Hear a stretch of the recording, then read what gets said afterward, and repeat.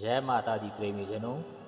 आज हम श्रीमद् देवी भागवत महापुराण के द्वितीय अध्याय, जो कि प्रथम स्कंद का द्वितीय अध्याय है, उसको सुनने जा रहे हैं। इस द्वितीय अध्याय में सूत जी के द्वारा श्रीमद् देवी भागवत के अध्यायों का, उनकी श्लोक संख्या का निरूपण किया गया है और उनमें प्रतिपादित विषयों का वर्णन किया गया है। सो ध्यान से सुनो। सूत जी कहते हैं, हे मुनिजनों, मैं धन्य और महान भाग्यशाली हूँ, जो कि आप महात्माओं ने वेद विश्रुत तथा अत्यंत पुण्य प्रदान करने वाली श्रीमद् देवी भागवत महापुराण के संबंध में प्रश्न पूछे और मुझे पवित्र बना दिया। इसलिए मैं सभी वेदों के तात्पर्य से युक्त सभी शास्त्रों और आगमों के रहस्य रूपी सर्वोत्तम इस श्रीमद् देवी भागवत महापुराण को आप लोगों से कहता हूँ। तद अहम संप्रवक्ष्यामि सर्वश्रुत्यर्थ सम्मतम। ऐसा कहकर वे देवी भागवत महापुराण कहने के लिए राजी हो गए।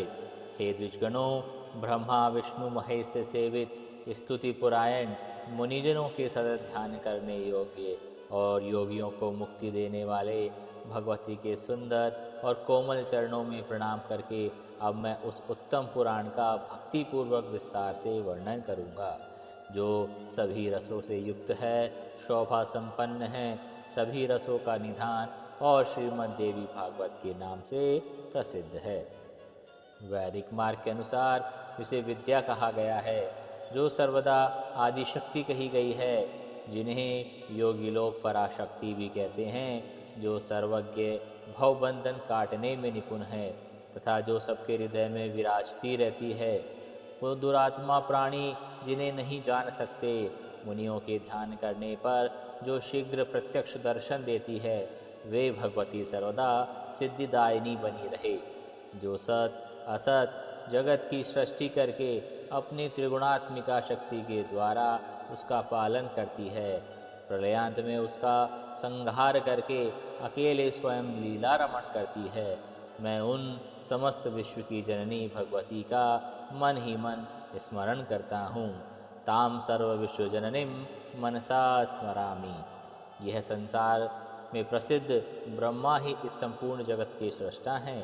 साथ ही सभी वेदज्ञ और पुराण वेत्ता भी ये कहते हैं कि उन्हें भी यह कथन भगवान विष्णु के नाभि कमल से ही उन ब्रह्मा की उत्पत्ति हुई है, जो स्वतंत्र नहीं हैं, अपितु विष्णु की प्रेरणा से ही वे संसार की सृष्टि करते हैं। भक्तों, जब कल्पांत में सर्वत्र जलमय हो जाता है, तब केवल शेष शैया पर भगवान विष्णु का शयन करते हैं और उन्हीं के नाभि कमल से ब्रह्मा का आविर्भाव होता है। इस प्रकार जब सहस्त्र फण वाले शेष ही विष्णु के आधार हैं, तो फिर उन मुरारी का भी सर्वाधार भगवान कैसे कहा जाए। प्रलयकालीन समुद्र का जल भी तो रसरूप ही है और बिना पात्र रस कहीं ठहर नहीं सकता। अतएव जो सभी प्राणियों में शक्ति रूप से विराजती रहती है, मैं उन संपूर्ण संसार की जननी आदि शक्ति भगवती की शरण ग्रहण करता हूँ। योग निद्रा में लीन भगवान विष्णु को देखकर उनके नाभि कमल पर विराजमान ब्रह्मा ने जिन देवी की स्तुति की थी, मैं उन्हीं पराशक्ति भगवती के शरणागत हूँ। हे मुनिजनों, उन्हीं निर्गुण तथा सगुण रूप वाली और मुक्तिदायिनी योग माया का ध्यान करके मैं यहाँ संपूर्ण देवी भागवत पुराण कह रहा हूँ। आप लोग ध्यान से सुनिए। यह श्रीमद् देवी भागवत पुराण नामक अत्यंत पवित्र एवं उत्तम है। इसमें 18,000 सुंदर श्लोक हैं। कृष्ण द्वैपायन के द्वारा रचे हुए इस भागवत पुराण में कल्याणकारी 12 स्कंद और कुल 318 अध्याय बताए गए हैं। उनमें प्रथम स्कंद में 20 अध्याय, द्वितीय में 12, तृतीय में 30 और चतुर्थ में 25 अध्याय हैं। पंचम स्कंध में 35 अध्याय और षष्ठ में 31 और सप्तम में 40, अष्टम में इसके बराबर ही हैं अर्थात 24, नवम में 50, दशम स्कंद में 13 अध्याय मुनि व्यास जी ने कहे हैं। इसी प्रकार हे मुनिजनों, एकादश स्कंद में 24 और द्वादश स्कंद में 14 अध्याय बताए गए हैं। इस प्रकार महात्मा व्यास जी ने इस महापुराण में अध्यायों की संख्या बताई है। इसमें श्लोकों की संख्या 18,000 बताई गई है। सर्ग, प्रतिसर्ग, वंशों का वर्णन, मनवंतर और वंशानुचरितम, यह पुराणों के पंच लक्षण बताए गए हैं। कहा गया है, सर्गश्च प्रतिसर्गश्च वंशो मनवंतराणि च वंशानुचरितम चैव पुराणम पंचलक्षणम।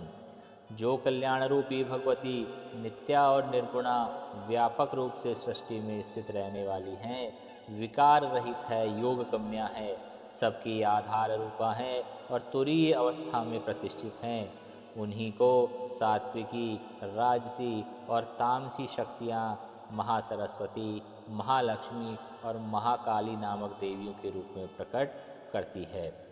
उन्हीं तीनों शक्तियों की सृष्टि के लिए शरीर धारण करना ही शास्त्र के विद्वानों के द्वारा सर्ग कहा गया है। तदंतर जगत के सृजन, पालन और संहार के लिए विष्णु की और ब्रह्मा की और महेश की उत्पत्ति कही गई है, उसे ही प्रतिसर्ग कहा गया है। चंद्रवंशी, सूर्यवंशी और राजाओं के वंश वर्णन तथा हिरण्यकश्यप आदि दैत्यों के वंश कथन के को वंश कहा गया है।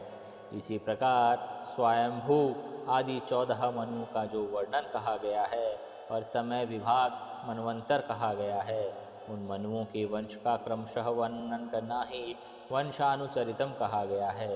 तो हे मुनिवरों, इस प्रकार सभी पुराण सर्ग, प्रतिसर्ग आदि इन सभी पांचों लक्षणों से युक्त होते हैं। 1.25 लाख श्लोकों का यह जो महाभारत नामक ग्रंथ है, वो भी व्यास जी ने ही रचा है। यह इतिहास के नाम से प्रसिद्ध है, जो वेद सम्मत होने के कारण 5वां वेद भी कहा गया है। शौनक जी कहने लगे, हे सूत जी, वे पुराण कौन कौन से हैं और कितने हैं? हम लोगों को सुनने की इच्छा है। आप सर्वज्ञ हैं, इसलिए विस्तार से बताइए। कलिकाल के भयभीत हम ब्राह्मण नैमिषारण्य में ही रहते हैं। ब्राह्मणों को ब्रह्मा जी ने मनोमय चक्र हमें देकर यह आदेश दिया था कि इसी चक्र के पीछे पीछे आप लोग जाएं। जहाँ जहाँ इस चक्र की नेमी शीर्ष हो जाए, वह देश परम पवित्र हो जाएगा। वहाँ कभी कलयुग का प्रवेश नहीं होगा। आप लोग वहाँ तब तक रहें जब तक पुनः सतयुग न आ जाए। उनका यह वचन सुनकर, उनकी बातों को हृदय में रखकर हम लोग सब देशों के दर्शनार्थ उस मनोमय चक्र के पीछे पीछे तत्काल चल दिए। चलते चलते इसी स्थान पर पहुंचकर उस चक्र की नेमी हम लोगों के देखते देखते ही शीर्ण हो गई। तभी से यह स्थान परम पवित्र नैमिष क्षेत्र से ही प्रसिद्ध हो गया।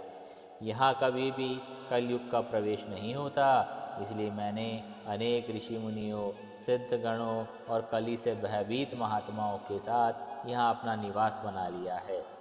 हम लोगों ने यहाँ चरु पुरुड़ाश आदि के द्वारा अनेक पशुवध हवन जो विहीन यज्ञ किए हैं।